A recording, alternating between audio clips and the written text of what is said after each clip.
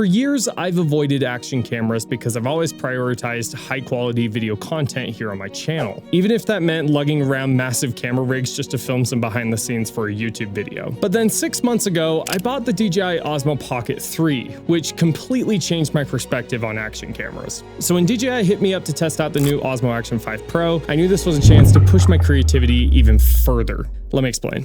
This video is sponsored by DJI.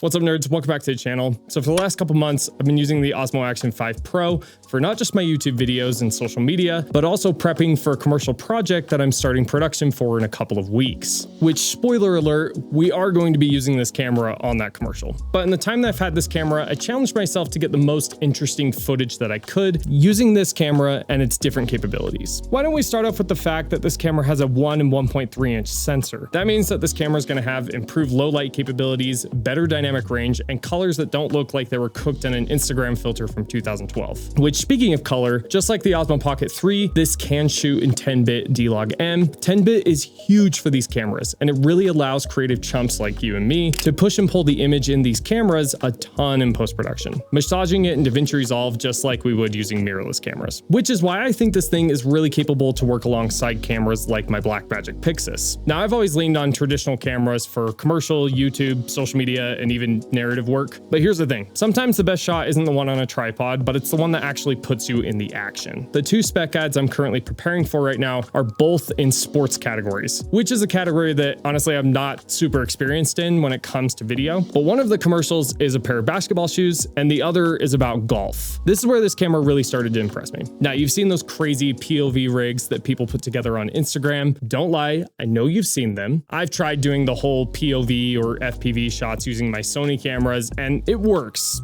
And the image looks great, but the rig you have to put together in order to get those shots with those cameras is an absolute pain. And it doesn't really let you push the boundaries of POV shots. And the biggest reason is honestly because of weight. Here's the thing, this camera weighs 146 grams, which means finding different ways to rig this camera up for unique POV shots is probably the funnest thing to do with this camera, and is honestly where most people will use this camera. From submerging it in water to clamping it to a golf club, strapping it to my chest while playing basketball, this camera makes getting those types of angles not only easy, but also the image is going to look super clean with that 10-bit D-Log-M and bigger sensor, right on par with my mirrorless cameras. Now, I wanted to show you guys the difference between standard exposure versus manual exposure.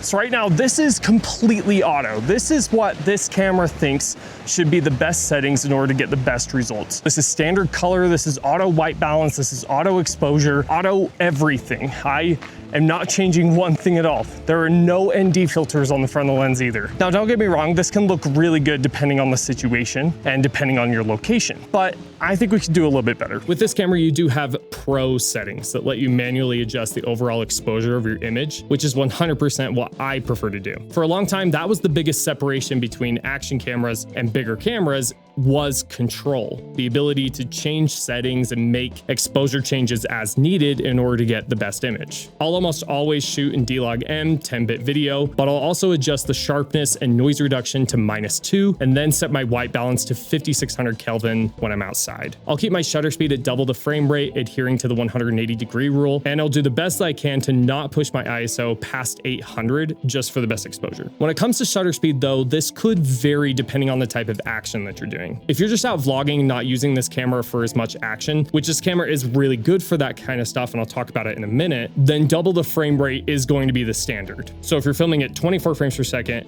1/50th shutter speed is going to be what you want to do. If you're filming at 60, 120, and so on. But if you're going to be filming something with a lot of action and you don't want to push your frame rate up to like 60 FPS or 120 or something like that, because you're not going to be slowing it down in post, then in my opinion, you could set the settings to 30 frames per second and then put your shutter speed at about 1/120th. I've had a lot of good results with that specific setting if I'm not slowing down the image. It basically reduces an issue that can happen with action cameras where you could get some stutter or jittering even if you're using that double frame rate. But typically, if you're going to be capturing something with a lot of action and movement, filming at a higher frame rate is going to be the better solution so that those movements look more precise and not as blurry as 24 FPS would be. There are plenty of YouTubers out there that have covered what frames per second is best for certain types of situations. So if you're interested in learning more about that kind of stuff, there are other channels to check out for that. Now, keep in mind, if you're going to be using manual settings, you will for sure need to use an ND filter. The ND 16 or 32 basically lives on the camera when I'm shooting outside. And quick side note, putting in defilters on this camera is crazy easy.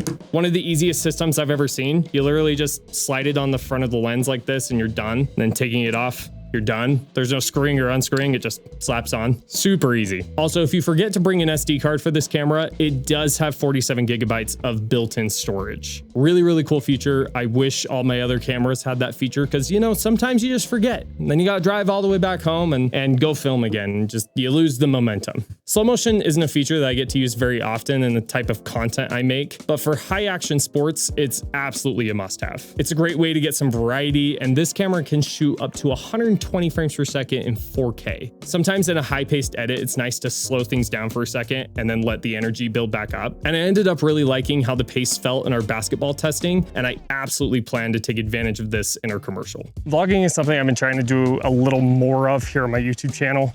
I think it's a good way to get out of the studio and showcase the gear that I'm testing in real time. Right now I have the rock steady setting turned on. So this is the built-in image stabilization with this camera, but there's also a Rocksteady Plus and a 360 Horizon mode. Like, I'm just holding this camera in my hand right now and it looks like I'm using a gimbal.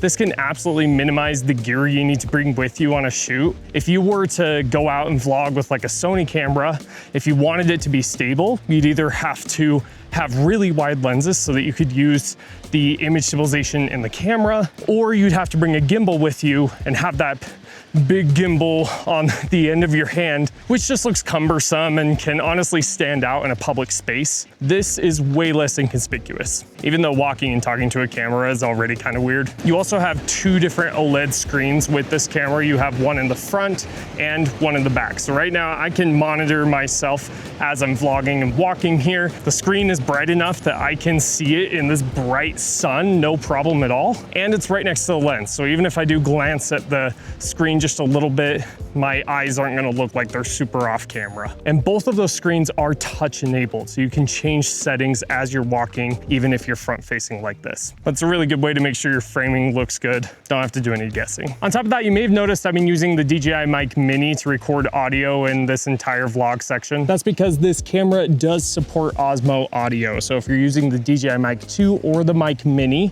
this will automatically connect to it and record high quality audio from the lavalier here. And remember, audio is 50% of the experience when it comes to video creation. So make sure it sounds good. One of my new favorite ways to use this camera, and honestly to just vlog in general, is while I'm in my car. For safety reasons, please be careful if you end up doing this, but I love that I can basically like casually talk to the camera while I'm heading to a location. Sometimes I just need to spew off some ideas, and some of the best ideas that I get is while I'm driving in my car. Also, if you're using the Mic Mini or the DJI Mic 2, you can start and stop recording on the camera using the link button on the physical microphone. Now, this camera is really fantastic, but I think the thing that came as a solid surprise to me is that the battery life is absolutely insane. DJI did include the 3 battery kit when they sent this thing out to me, and honestly, I've barely used the other 2 batteries. And it's not because I haven't been using this camera. I've been using the crap out of this thing. Now, DJI does say that you can get up to 4 hours of battery life when recording in 1080p, and well, I've been shooting exclusively in 4K, and rarely have I needed to swap batteries. Like, it maybe happened once or twice while I was out shooting. Just really good battery life for an action camera. Overall, I've really enjoyed using this thing the last couple of months. I think it's pushed me even more as a creator and really opened my creative mindset to some new ideas. Now, when I'm doing pre-production for shoots and coming up with shot lists, I'm not just thinking about how I can use cameras like my Blackmagic Pixis and Sony a7 IV, but also how I can integrate the shots that I can get with an action camera into those productions, which just brings some unique perspectives that can mix up the vibe of the story you're trying to tell. Now, 5 years ago, that would have been crazy to even consider. But now I think we have gear that gives you actual pro capabilities and control and lets you take storytelling to another level. And I'm totally here for it. If you're interested in picking up an Osmo Action 5 Pro for yourself, there are links in the description. There are affiliate links. So if you purchase from those links, it does support the channel. Thank you so much if you do. And if you enjoyed this video, maybe watch this video next. And don't forget to like, subscribe, hit that bell button so you never miss out on new young filmmaker content. Good luck filmmaking.